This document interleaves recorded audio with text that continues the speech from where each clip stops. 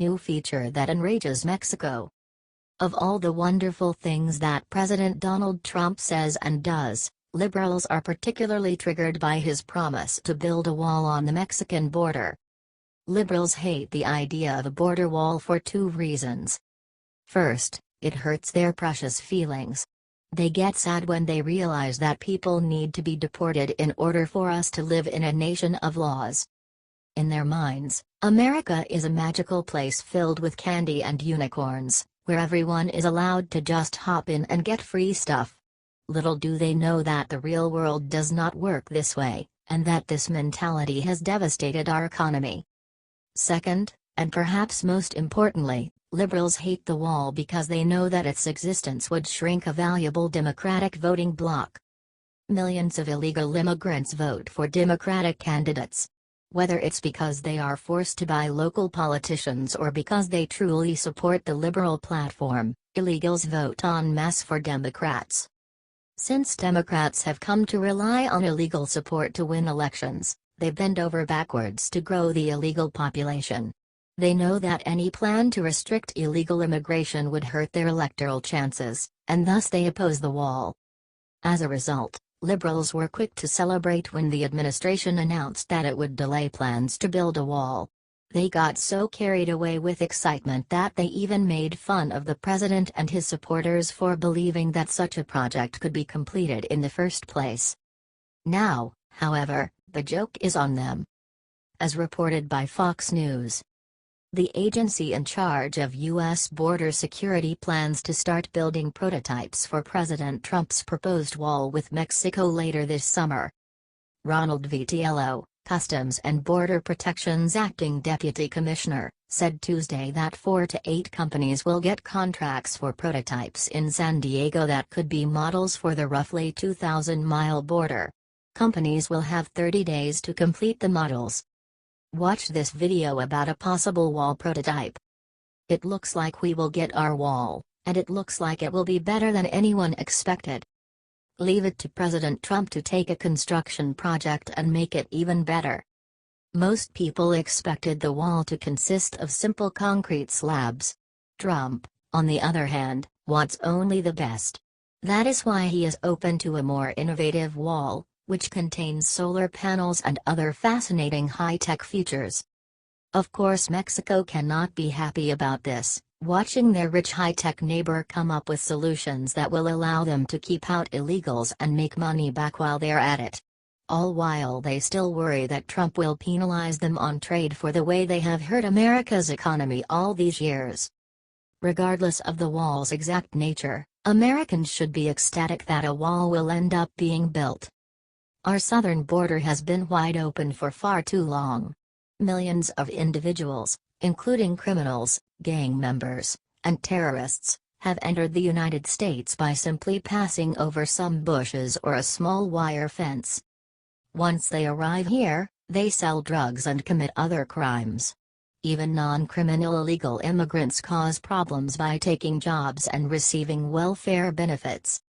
This must come to an end if we ever want to fix our broken economy and culture. Fortunately, President Trump is committed to making America great again. It looks like now we will finally get to build that wall.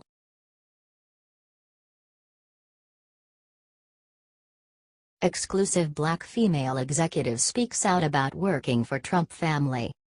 On May 2, 2016, a stirring video entitled, "The Trump Family That I Know," produced by Trump Organization executive Lynn Patton, has gone viral with more than 2 million views on YouTube in just a few days. As a black female executive at the Trump Organization, I can no longer remain silent about the repeated and reprehensible attempts to align my boss and his family with racist hate-mongering groups, campaigns, and messaging, Patton says in the 5-minute clip. According to LinkedIn, Patton joined the Trump Organization in May 2009 and is currently director of the Eric Trump Foundation and assistant to Eric Trump, Ivanka Trump, and Donald Trump Jr., according to the Eric Trump Foundation's website. Patton's Facebook page is replete with pictures of her having fun with the Trump family, and her Twitter account is a consistent stream of supportive posts defending the Republican Party's presumptive presidential nominee. The Trump family that I know is without question one of the most generous, compassionate and philanthropic families that I've ever had the privilege of knowing and the honor to call friends, Patton says in the video. They have been incredibly loyal to me and the countless dedicated people they employ around the world, hiring more minority and female executives than any other company for which I have worked. A portion of Patton's video defends Donald Trump's call for a temporary ban on Muslims entering the U.S. To equate racism with my boss's call for a temporary moratorium on a flawed immigration system that radical Islamic terrorists continue to exploit, or the construction of an impassable wall to protect our borders from the influx of illegal drugs, is not only incendiary, it's wholly irresponsible and only serves to embolden the very hatred these draconian groups espouse. At one point in the video, Patton reassures her would-be naysayers that she is, in fact, a highly intelligent, free-thinking and independent woman and that her opinions and decisions are based solely on fact, not fiction, speculation, assumption or hearsay. Patton concludes with a message to those skeptics who will undoubtedly claim that I am doing this at the behest of the Trump family or with the promise of reward. I deliberately chose not to seek their approval nor counsel in advance to this video for fear that there would be more concern for me and its potential viral ramifications than they would be for themselves and the fact that quite simply this is the right thing to do. Watch. This isn't just a race to Mr. Trump. This isn't just a race to his family nor to our veterans or the unemployed, and because of that this family is willing to risk their own lives each and every day for the greater good of this country, she said. God bless his family, God bless the voters and God bless the United States of America, Patton said in conclusion. What do you think about this? Comment below.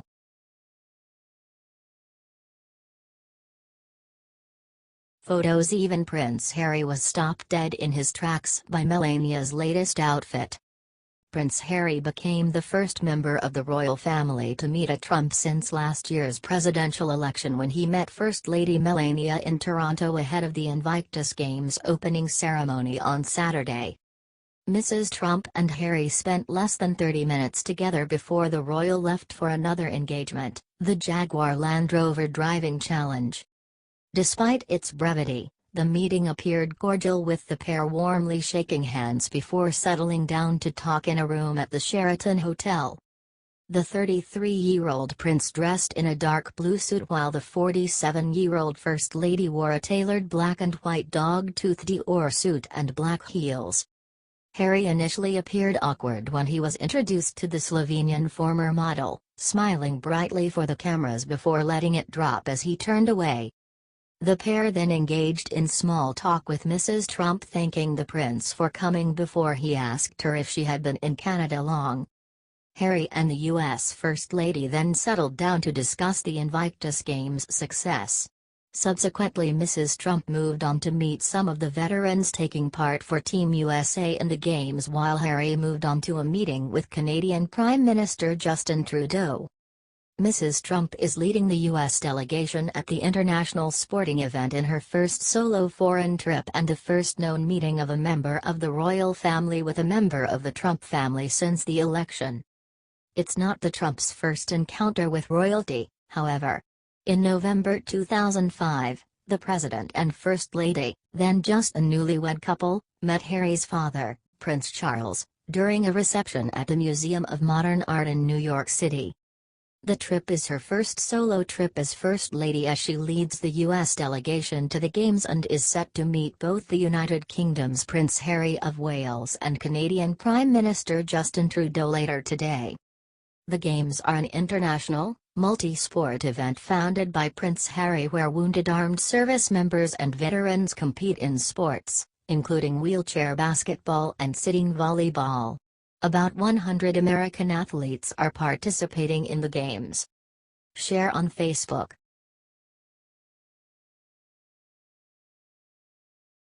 Johns Hopkins psychiatrist drops truth bomb about transgenders, liberals furious. It is simply amazing how such a tiny minority in our country. Just 0.3% has forced a national debate about whether the public bathroom they visit should or should not match the gender of their plumbing. The entire notion of gender is being questioned. It is now bigoted to believe we live in a gender binary world. The idea that humans come in only two flavors, male and female, is seen as outdated, old-fashioned, antiquated and just plain mean. Now we must accept gender fluidity. Children as young as 4 are being encouraged to choose their gender identity, as if it were a Halloween costume. And according to a noted psychiatrist, that's just about right.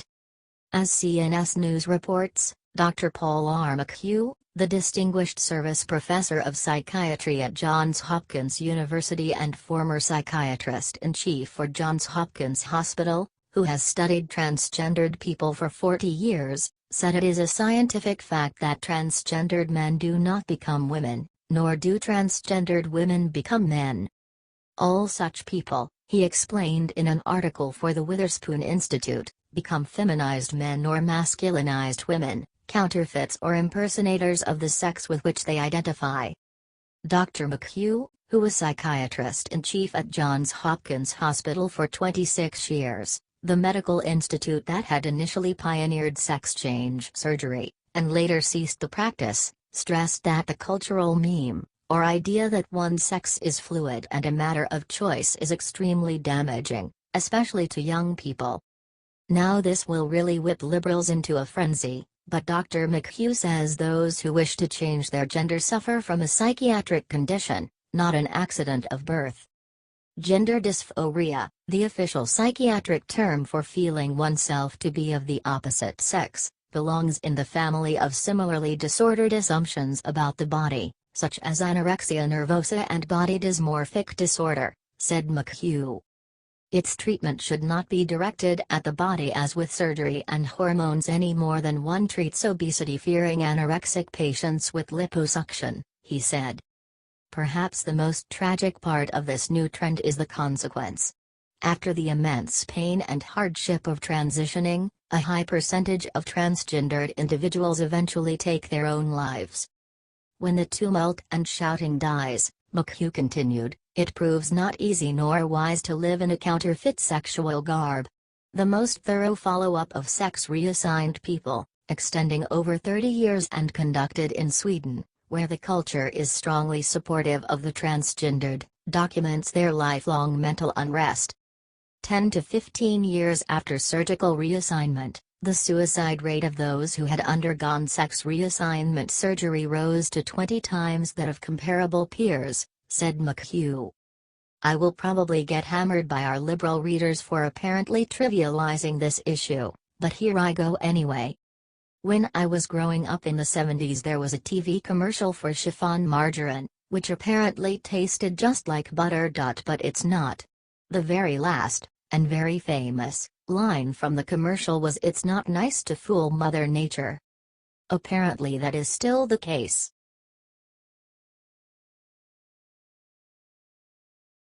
LeBron James goes to war on Trump with a vicious attack, but he wasn't prepared for the blowback.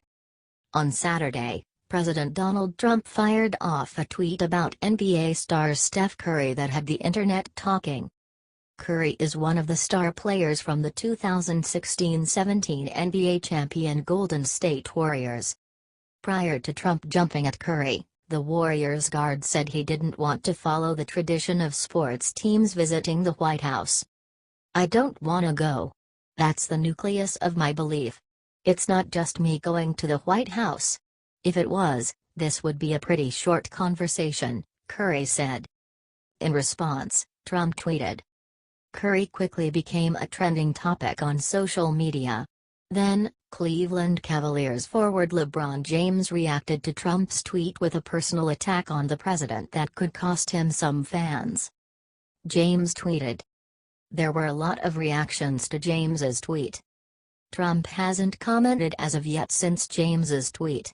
But if his comments on NFL players who kneel during the anthem are any indication, we should probably expect a response soon.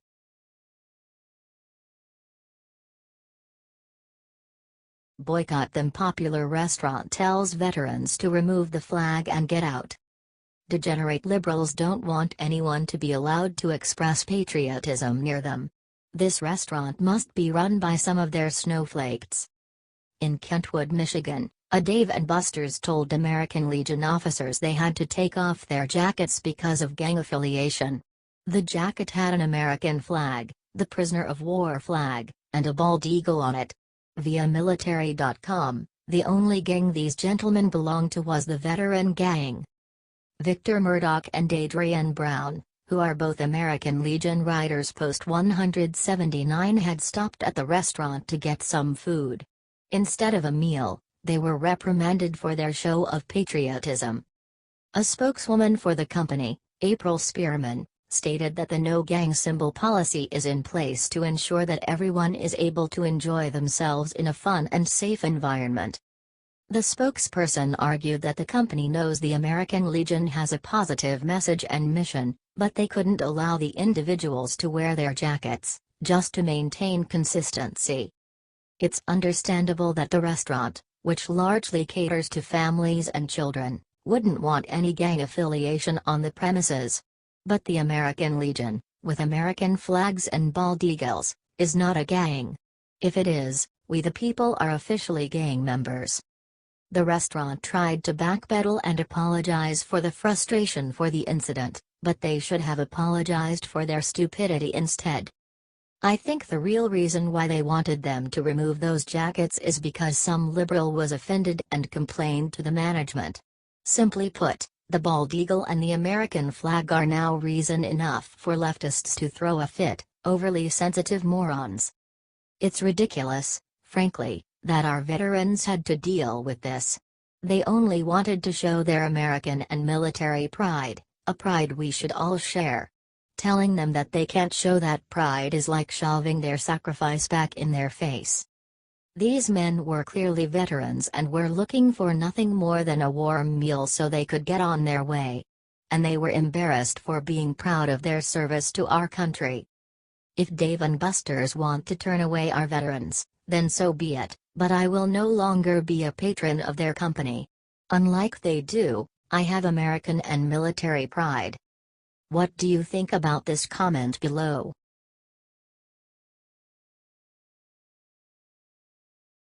Donald Trump cancels NBA championship invitation to Steph Curry and the Warriors.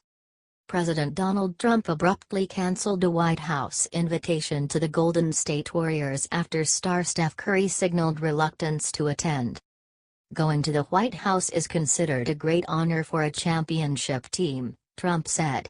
Stephen Curry is hesitating, therefore invitation is withdrawn. Officially, the team hadn't made a decision about whether or not they would meet with Trump at the White House. Curry bluntly said, "I don't want to go," to reporters in Oakland on Friday. Curry said that the team didn't stand for what Trump had said and hadn't said in the right terms, and said that the team wouldn't stand for it. By acting and not going, hopefully that will inspire some change when it comes to what we tolerate in this country and what is accepted and what we turn a blind eye to, he said.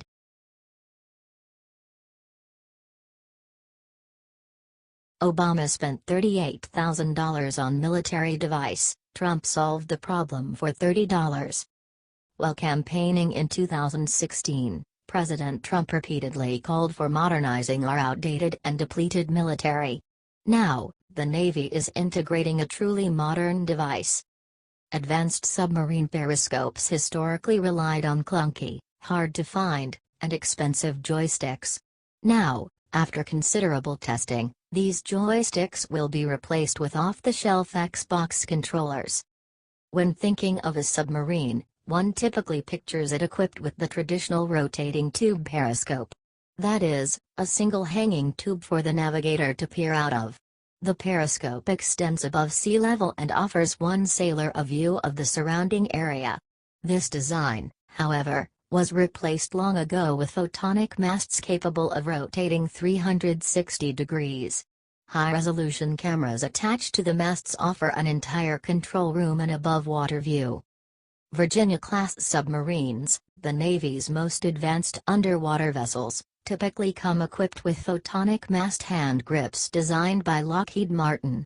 The hand grips, which cost about $38,000 each, are considered clunky and unnecessarily heavy by many sailors. The hand grips are designed only for Virginia-class submarines, and would be impossible to replace if damaged in an emergency. A better solution was not formulated until now. The Navy got together and they asked a bunch of junior officers and junior guys, "What can we do to make your life better?" explained Lieutenant J.G. Kyle Leonard, who serves on the Virginia-class USS John Warner. And one of the things that came out is the controls for the scope. It's kind of clunky in your hand, it's real heavy. The solution was simple, and the expensive hand grips were replaced with off-the-shelf Xbox controllers which cost about $30 on average. Not only are Xbox controllers considerably cheaper than the Lockheed Martin hand grips, but most young sailors are already comfortable with video game controllers. Another feature in favor of Xbox controllers is their ubiquity.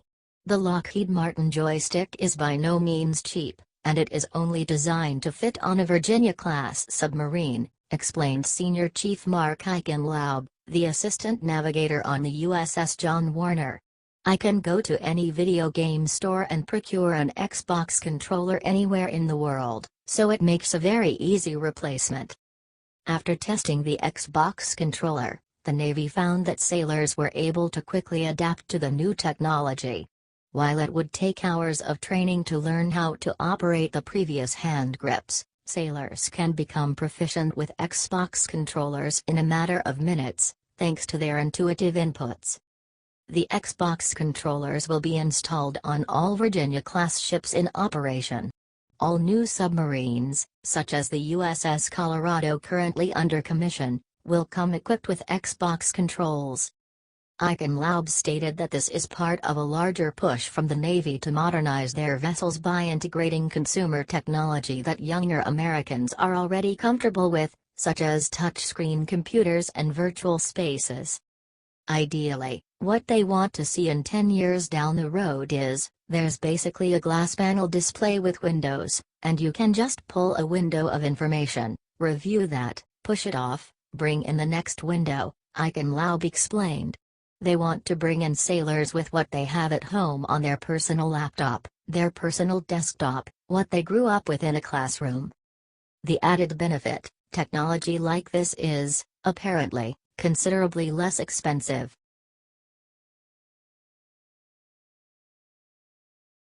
Trump on players kneeling for national anthem get that son of a b off the field.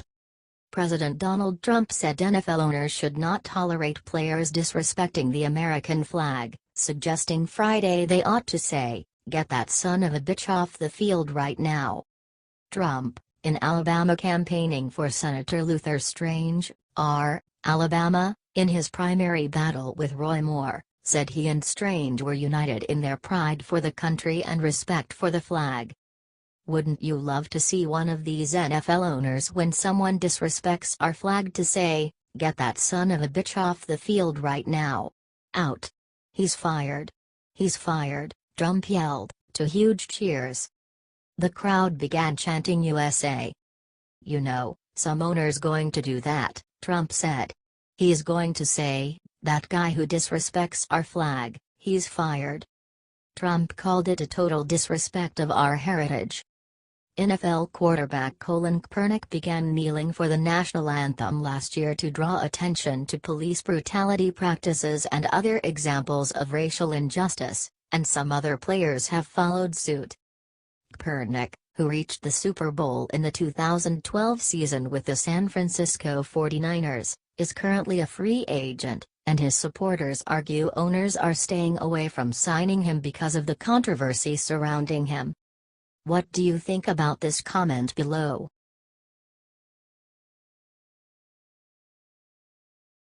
911 survivor comes forward, reveals the real truth about Donald Trump. September 11, 2001, will always live in the hearts of Americans as one of the biggest tragedies our country has ever faced. Now, over 15 years later, we are still striving to make America a safe place for ourselves and future generations. One first responder from 9/11, Philip Kirshner, is struggling to get his health back on track after helping at Ground Zero. According to Breitbart, the courageous survivor spoke at length about his health, his political beliefs post 9/11, and how he believes that President Trump is a good person, despite the left's opinion. "I want people to learn that he's a humanitarian, that he reaches out, he donates," Kirshner said. He also recalled that he, Donald Trump, did quite a number, of angel flights with groups. As of now, Kirshner is battling heart disease and kidney cancer. He said that, despite the problems he may be facing now, he does not regret helping people that day. In 2011, Kirshner was hospitalized in Florida, and needed to go to the Cleveland Clinic to get the treatment he required. Unfortunately, Florida refused to transport him, which left him with few options. The survivor explained that he was able to make it to the Cleveland Clinic in 2011 due to President Trump's donation, which came through the charity group Angel Flight. It was at this point that Kirshner knew he needed to clear the air about President Trump once and for all. He did quite a number, of angel flights with groups, Kirshner recalled. "I want people to learn that he's a humanitarian, that he reaches out, he donates." It's messages like these that the mainstream media is quite eager to ignore, so most people don't know the truth. However, it's obvious that Trump has been helping people for a very long time. He is not the cold and calculating businessman that the media says he is. Kirshner went on to explain how he was a lifelong Democrat until September 11, 2001. One of the deciding factors for him was his fiancée losing her job. She was also forced to train her replacement, a foreigner who was here on an H-1B visa. Since that time, his eyes have been opened to other obvious truths. "This nation is in such dire straits right now. I am a student of history, and when you change the language and when you dumb it down and you change the moral and ethical code of a nation, things like Nazi Germany could happen. That's my concern." Kirshner explained that we need a candidate who will make an effort to work toward establishing a better country, something President Trump has been doing since his first day in office. "It is this kind of change," Kirshner reasoned, "that could save us." Kirshner also explained that he would never vote for Hillary Clinton. His cited reason at the time was that he believes her relationship with the Muslim Sisterhood is counterproductive to American values. All in all, the point is, there is more to President Trump than meets the eye. When you only follow the mainstream media, you lose stories like Kirshner's.